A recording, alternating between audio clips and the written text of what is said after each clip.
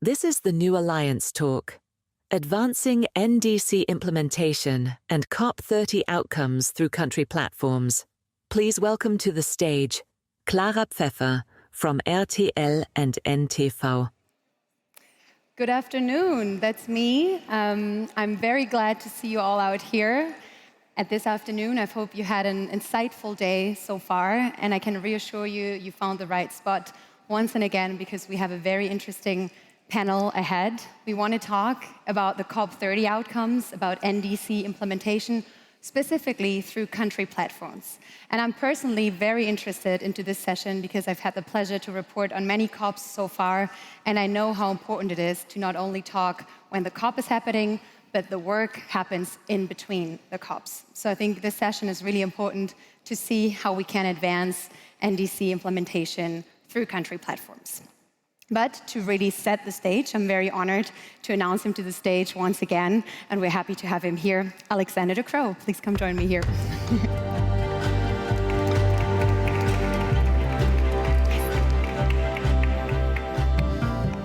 Dear guests, good afternoon in this place, which is a bit warmer than what we were feeling this morning. But this is going to be a very interesting and warm discussion. Would like to thank our host of Hamburg for convening us here, and Germany for a steadfast partnership that we've had. It's good to be here amongst people who have committed to deliver, and who have committed to deliver on the climate promise.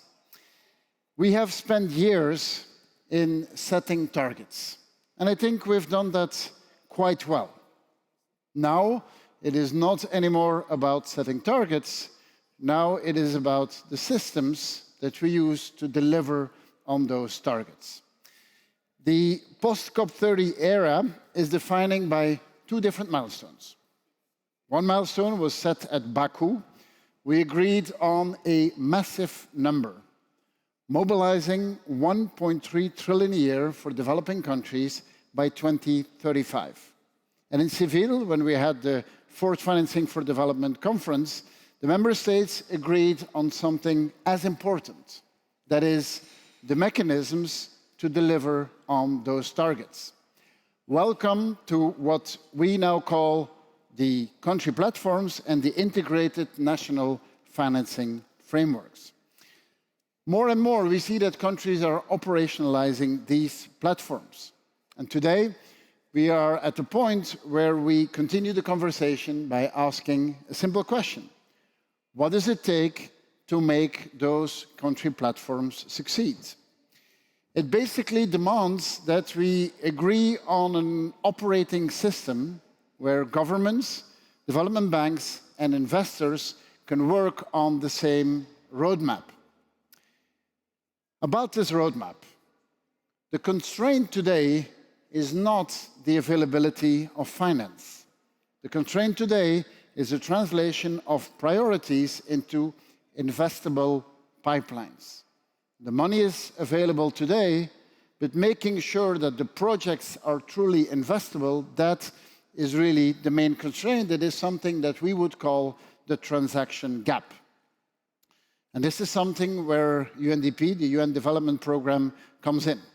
We are an organization with presence in over 170 countries. We work across governments, financial systems. We work with them on the nationally determined contributions, and we work with them on investment frameworks. Increasingly, in our interaction with countries, they ask us something very specific. They do not ask us, help us plan. They ask us, help us in closing deals. So we have strengthened our offer on three dimensions. First of all, what we call the upstream part, policy and regulatory reforms that make markets investable. Too often, we see that there is interest, but that, for example, certain elements on rule of law, certain elements on financial stability are not there. Those types of policy reforms is something that we can deliver on. Second element is what we would call midstream, is project preparation and structuring. Often, operationally, we see the projects, making them sure that they are structured the right way is something we can help on, and then downstream is mobilizing the finance to make the financial closure. We are sharpening that through something which we call the Climate Promise Forward, which is an initiative to help countries in going through that process. Today, we are supporting over 90 countries and using those integrated national financing frameworks to mobilize the financing that is necessary for development, but the financing that is also necessary to realize on the goals that we have agreed on in the COPs. Our role really is one where we are now an investment accelerator. The financing is there, very often the projects are there, structuring those projects, doing the necessary reforms to connect projects with financing is really what is today the core of what we do. This is not theoretical. We have been doing this in many places and have been, I think, quite successful at doing it, and I would like to take two examples. First is in Egypt, where we supported the government to develop its financing strategy on financing water, food and energy systems, unlocking around 3 billion for renewable energy. Second example is in Rwanda, where we are piloting the Global Financial Playbook alongside the Asian Infrastructure Investment Bank and the International Development Finance Club. And in doing so, we create a single point of contact for additional investors to invest in as well. So to finalize this introduction, our ask to you is really start aligning behind those country investment priorities. Start deploying the tools to deliver on those transactions, and let us use the potential that we have in those country platforms. And if certain additional reforms need to happen, we from UNDP are very, very committed in helping you in that. If we look at now COP31, and COP31 will be there very soon, it is very clear that we are now in the era of delivery. And delivery is what should give us credibility in this whole COP process. We stand ready as trusted partners of so many countries across the world in helping them to have projects which are implementable, which are investable, and which are impactful. Today, it is not anymore about sharing ideals. Today, it is about structuring deals and making them happen. Thank you. Alexander Croo, UNDP Administrator, thank you very, very much to set the scene for this session and also for the examples that I think always show how impactful these things can be. And this is exactly what we want to dive deep into in the upcoming panel session. And I really am pleased to invite onto the stage Her Excellency, Deputy Minister of Economy and Development of Mongolia, Davaasuren Sodnomdarjaa. Please welcome her on stage with me. And next up, we have Heike Henn, Director General for International Climate Policy. If you take the second seat, perfect. Climate Policy at the German Federal Ministry of Environment, Climate Action, Nature Conservation and Nuclear Safety. Welcome. And of course, delighted to have you here, Jamie Fergusson, Climate Director at the World Bank. And then, last but not least, Stefan Raubenheimer, who is the Director of the Country Platform Hub. Welcome. So again, thank you all for being here. I'm really hoping to understand better how the country platform can contribute to implementing the NDCs, which is always what we're talking about at each and every COP. So I want to start to understand how exactly Mongolia is building up its own country platform, which is something that your country has announced. Maybe you can walk us through the steps that Mongolia is taking. Okay. First of all, it's my pleasure to join this panel discussion at the Hamburg Sustainability Conference 2026. Actually, we are meeting at a time when the world is facing unprecedented challenges focused by climate change and extreme heat currently affecting some areas is a real reminder of this situation. And according to the report, temperature have reached levels not seen in more than 150 years. Climate change is no longer a distant threat. It is already shaping our daily lives. Against this backdrop, advancing the implementation of nationally determined contributions and delivering on the outcomes of COP30 through country platform are no longer just topics or discussions. It requires concern, concrete action, and stronger implementation and collective commitment from all of us. At COP30, Mongolia announced its plan to establish its own country platform to mobilize climate finance and accelerate our development objectives.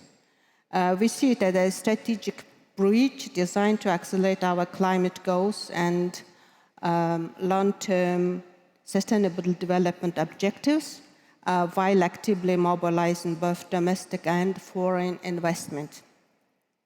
Also in 2024, Mongolia finalized its national adaptation plan. We introduced our enhanced nationally determined contribution, NDC 3.0, in 2025.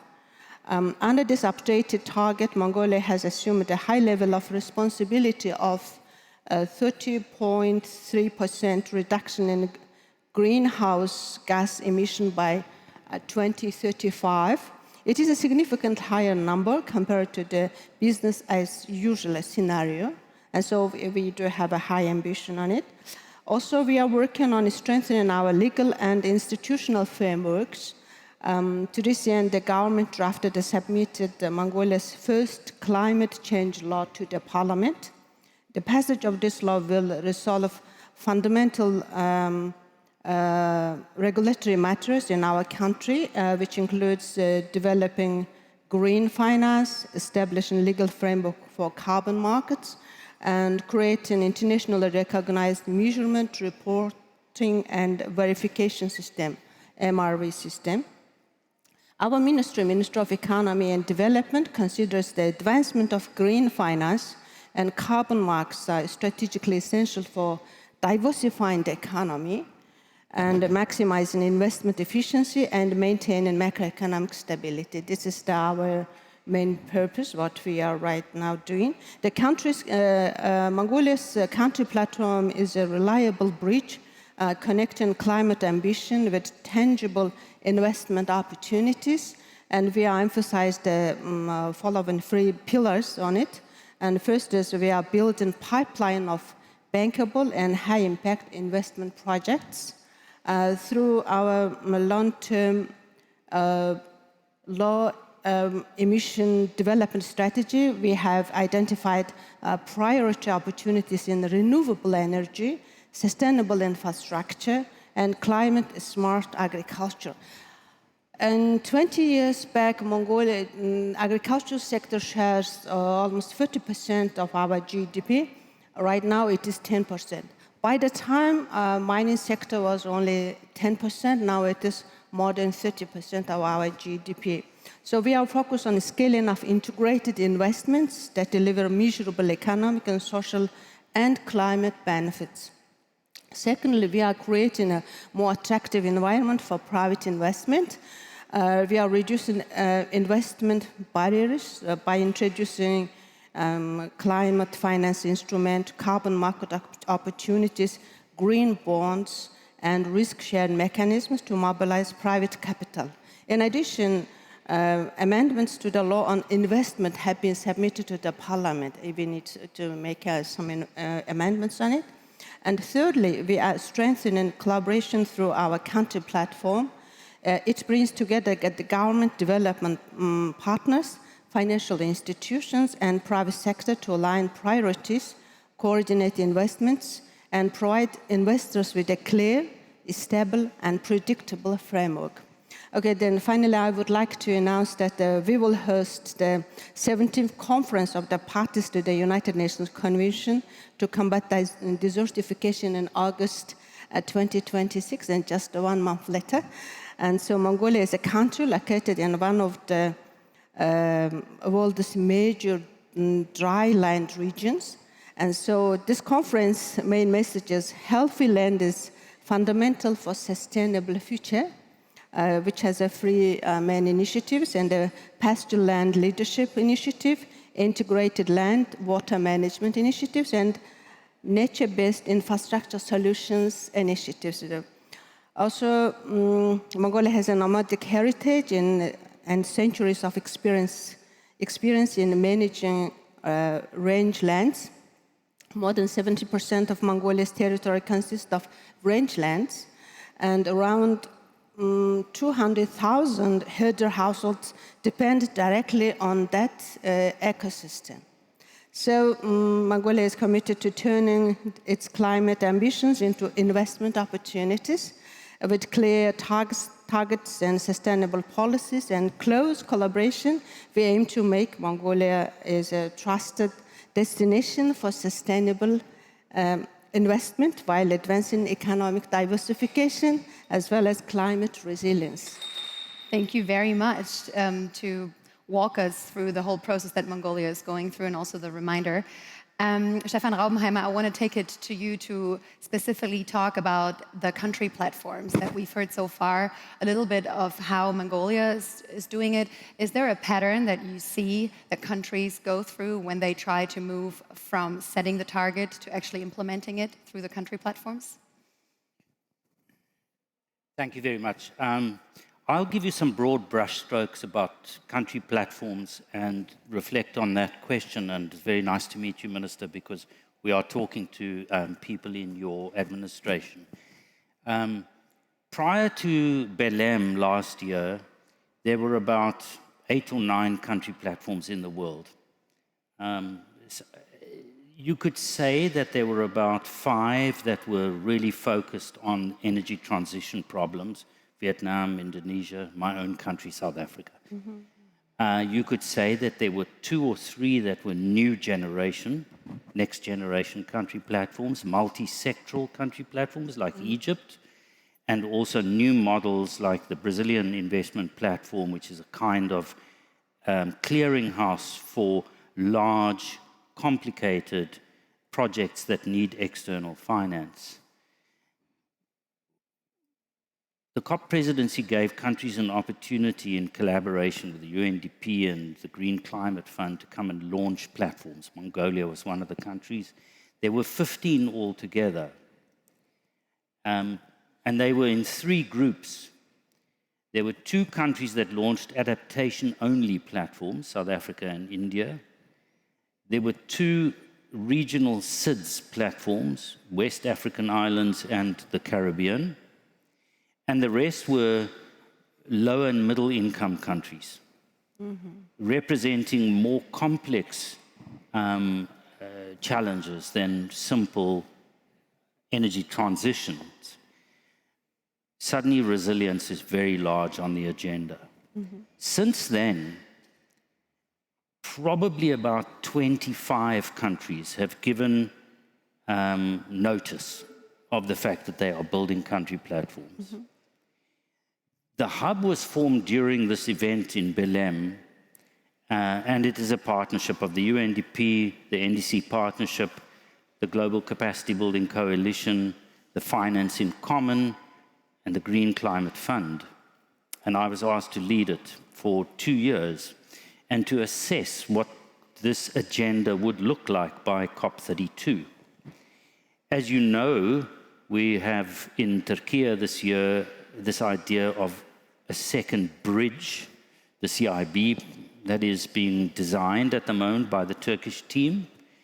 And then in Ethiopia in COP32 next year, we could probably in all, in a conservative estimate, say there will be about 50 to 60 country platforms in existence and operating at that time. So this is an agenda that is moving very rapidly. And Mongolia is a very good example of this. But with this rapid movement comes some very profound challenges, okay? I could put those challenges into 3 buckets if that's useful to everybody. The first one is the challenge of structure and governance. An ideal country platform will operate for 20 years or more. It will operate and survive political cycles. It will be able to take the feedstock, which is the NDC and the development plans and so on, and turn those into waves of prioritized and sequenced investment packages. And it will be able to do that for a long time, creating confidence in the markets, confidence with the development partners, investors, etc. So this is the one challenge. It's a challenge of leadership and politics, but also a challenge of design. Countries do really clever things around this. For example, Lesotho, which is a very tiny little economy, and which is really one asset, high-altitude water, has outsourced the country platform to Standard Chartered Bank, knowing that it has very little origination and transaction capacity for this particular asset. So we're watching different models emerging from countries with a high degree of creativity. The second challenge is going to be the one that we all talk about, which is pipeline. The development of pipeline, of transactable, bankable packages within a larger pipeline. So if you take, let's say, the Gambia's pipeline is about $8 billion. Taking the first $500 million, putting that into a package and bringing it through to transaction is going to be the Gambia's great challenge. You know, once it's done one, it will have learnt and it will move on. These pipelines, and half a minute more, will also be dominated now by resilience investment. So it'll be dominated by food security, water, nature, assets, and so on. The energy sector it's almost vanilla now, isn't it? It's bankable largely. The only difficult part is grid. But the challenges for, say, an Ethiopia, which is 80 million smallholder, 80 million people dependent on smallholder agriculture, will be to create a resilient and bankable agriculture sector as a whole. So that's the second challenge. The third challenge is the really big one, which is to standardize the asset classes that emerge out of country platforms and to start creating a secondary, a securitized market where the very large investors come, because after all, we have a shortfall of about $1.4, $1.3 trillion per year. And country platforms will have to absorb those funds through being really good at the first two things, at the development bargain, number one, the political development bargain, and secondly, at the discipline of putting forward transactable, investable pipeline. From the supply side, we will then have to look at ways of creating a standardized system that attracts the institutional and equity investors into platforms at large. So there's a lot of work to be done over the next number of years. Which is also part of what we're here for. Yeah. And I think one of the key words that I've been hearing several times already today, and from you now again, is bankable. And that is definitely your key word, Jamie Fergusson. Just for everybody to understand, what does bankable look like from the perspective of the World Bank? And maybe you can give us an idea of how country platforms can contribute to actually create bankable projects. Thanks, Clara. Lovely to be with you. It's a warm afternoon, and I'm deeply aware that the climate and development community is relentless in its creation of buzzwords. So we're up here talking about country platforms. Can you put your hand up if you know what the heck we're talking about? Seriously, good. If you're in an elevator and you've got like a minute to explain what a country platform is, are you confident you can do it?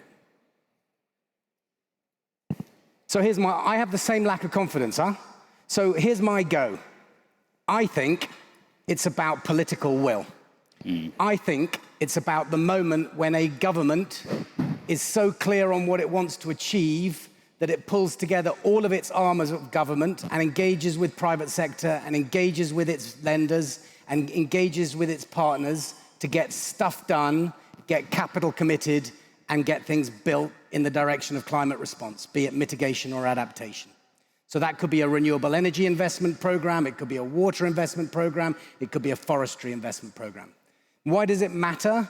Because we spent so much time through the UN process talking about promises. If those promises don't turn into investment and action, we've got a problem. So that's my thesis on what it is. It's pretty ephemeral because politics is like that. So how do we support that process? As the bank group, firstly, we support with analytics. So we do country climate development reports which help countries really understand, here's the stage we're at, here are our sensitivities to climate risk. Is it forest fires? Is it coastal erosion? Is it hurricanes? Here is my current emissions and a development pathway that can keep on addressing poverty, growing the economy, and doing it so in a low-carbon way. So analytics, which the whole development community is using, we've done 100 of those with our client countries. Then you need to turn that into a plan. And thanks to the German government and other donors, we are providing support to that planning, long-term strategies for whole of government. And the other great challenge of climate response is it often starts in the Ministry of Environment, and that ain't where investment gets done. You've got to pull in the Ministry of Finance, you've got to pull in the Ministry of Development and others. So that long-term strategy is held across government, and we just issued a report on how to institutionalize that more effectively. And we're about to launch with MDB colleagues a joint MDB planning approach to that, again with support from the German government, where 8 MDBs are working in unison. Then comes the money. And we are working with different sources of concessional capital to be aligned. The climate investment funds is a great source of it. It drives industry-specific platforms. So they just announced 250 million to Mexico with multiple MDBs supporting for industrial decarbonization, and another 250 million to Brazil for similar industrial decarbonization. We're also doing sector-level plans and targets with our client countries. Our Water Forward program is trying to get getting a billion people with better access to water services. And each country member makes a compact and says, if I do the following policy changes, then the partners, the World Bank and others, can invest the following amounts of money to get those improvements to water infrastructure. So to come back to your question, Clara, what does bankable look like? How long is a piece of string? Bankable for public sector finance is very different from private sector finance. We're all in the job of leveraging private capital as much as we possibly can. And bankable in that context means that you're going to get paid back. It's not much more complicated than that.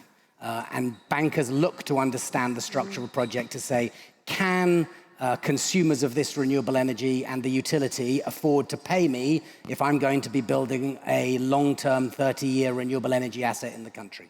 That's the question. And if they can't, then the question is, how do we blend public and private capital together to make that happen?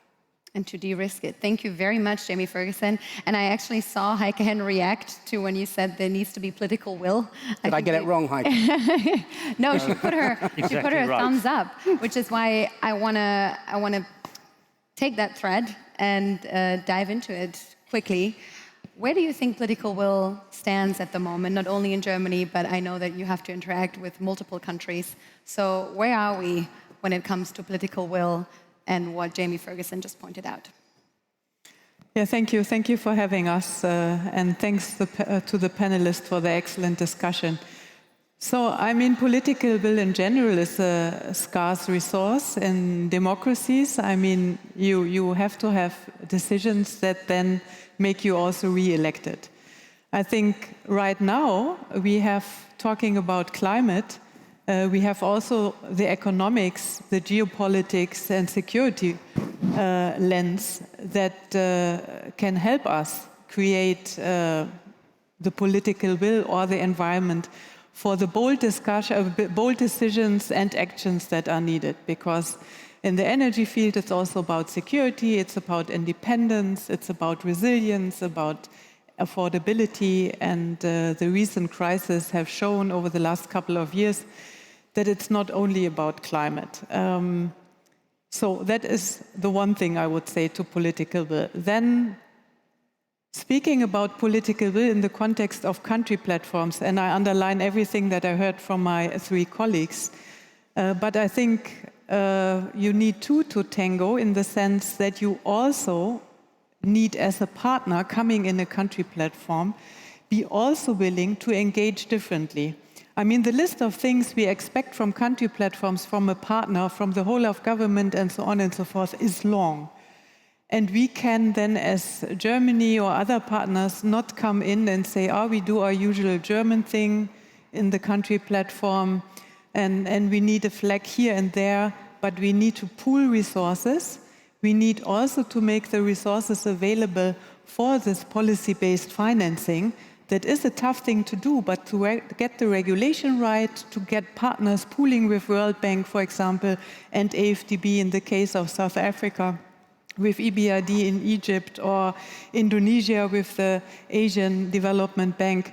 So this is needed, pooling our resources, making it not so difficult for our partners to coordinate. Country platforms are great to coordinate, but coordination as such is not an objective. It will not help a single smallholder. It will not help getting energy installed someplace if you don't have really the political will, the targets, and then the means to come in. And I think political will is also needed, and that is my last point, to mobilize finance. I like to speak more about the partner side of things. And so I think what we try to do is to work on the risk perception. So, example, also communicate differently with German and European businesses on how they perceive other countries' risk. Communicate also with rating agencies, with national development banks, so on and so forth. But then there are real risks, and Mo Ibrahim spoke this morning about those as well in country. So what to do about those, the framework conditions, what gets the capital cost so high up. And I think there I mentioned already policy-based financing. I could also highlight that investing in capacity in central banks and other institutions in country that want to implement the great plan and strategy and investment package. I think there are in different regions greening the financial sector, for example, with the EIB. So really pooling resources, focusing on key elements that partners need and want to see. And I think this is something where we also have to leave our comfort zone. We want to make progress, but then we as partners have also be ready to be there for our partners and be bold and ambitious as well. And when you talk about risk perception, I think this is one of the challenges that you see that you need to communicate. Maybe just a quick follow-up. What is the biggest misconception about risks in investing in those countries and through country platforms? That everything is just so dangerous and there's no differentiation, so that you never get your money back. No matter what the sector, no matter what the region, what the institutional landscape in the for the specific investment. And to be fair, also in many cases, data is not available or not feeding into the different GEM or other databases that then inform, for example, rating agencies. And I think we are in Germany and we are partly at least blunt Germans. So I would also hope that German businesses leave their comfort zone and not only go for the 100%, I know it upfront, it will work out fine investment. These times are not in for that. I mean, we will not make enough profit, jobs, create value in countries or at home if we only do what we always did for the last 50 years. Yeah. If we always do the same and expect a different outcome, I think it was Albert Einstein who said that doesn't work. Jamie Fergusson, you wanted to add on that? Sure thing. So the IFC, the private sector arm of the World Bank, its entire role is to lower risks and to remove barriers to private capital investment in developing countries. And there's two pieces to this, right? One is to mobilize the capital needed for the transition and for development in developing countries. Number one, we've got to develop their own pools of capital. A lot of this requires, if you're paying for energy in Mongolia, you're paying in local currency, financing it in US dollars just creates an FX risk. So the more we can grow local capital markets and build local banking sectors in order to self-finance, that's step number one. It won't be enough. So we also, as Heike says, need to attract capital in. And there's two bits to that, right? So the institutional capital in Europe, in North America, elsewhere, is very comfortable where it is. It assumes that there is no risk here and there is risk there. I think today's politics and economics will show you that there's plenty of risk here and that actually developing world provides huge opportunities on risk-based, risk-adjusted returns. So there, as Heike says, firstly, it's about about the data to address perceived risk. So MDBs have been led by the IFC in releasing their collective data set over many decades to say that actually you can make good money here, right? And then it's about the reality of life. We're all human beings. Seeing is believing. And so it's finding ways to attract capital into deals at the direct individual deal level or in a wholesale way. So last week we just issued our second securitization of a pool of $500 million worth of emerging market assets. And we have a slice of de-risking capital in there. And we will be issuing, securitizing that once every 6 months going forward, which makes it a very simple, easy way for big institutional investors that don't have the appetite to get into the details of individual assets to get exposure to developing market risk. It's very interesting to hear how data is still at the center of this conversation. So maybe, Stefan Raubenheimer, you can explain to us how the country platforms can contribute to gather the data that is necessary to make these projects also seen, because many of them are already bankable, if I understand it right, but apparently people don't trust it enough yet. I think that, well, one thing that this newly created hub, which by the way is about 4 months old, so it's a toddler by any measure, its job is to collect knowledge centrally for countries, but also for partners. As Heike said, every country platform is a duo. In fact, what we're seeing is that the partners are becoming far more complicated. WRI has just written a paper on the inter-developing country investments that have occurred in climate, and last year's number was $28 billion. So this side of things is growing quite fast. I suspect we'll see complex relationships between development banks, the World Bank's guarantee platforms, the MEGA guarantee and the new guarantee mechanism in South Africa have been key to creating stacks of partners, which largely have been domestic partners at this stage, but will increasingly become complex international partners. We're going to have to do a lot of data capture of this so that we can understand it, specifically, I think, for the long-term objective, which is going to be the standardization of the asset classes. And I'm not a finance person, but I suspect, and listening to people, that this is where we hope to arrive. Of course, that will require projects still to exist at the local level. But I think that there are very interesting new ways of looking at how projects can proliferate across many jurisdictions. I was talking to someone who financed mangrove rehabilitation using Eurobond swaps across 18 jurisdictions in a kind of blockchain system. You know, so we're going to have to see how those work and see how they cope with the very difficult issue of financing nature assets and nature protection. I hope that we can develop over the next 3 or 4 years a good knowledge base that is a global good for all of us, because this is of international importance for obvious reasons. And when you see it, you trust it. That definitely works.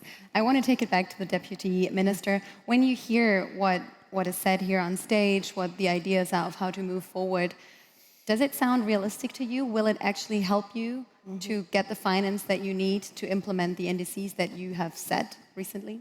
Okay.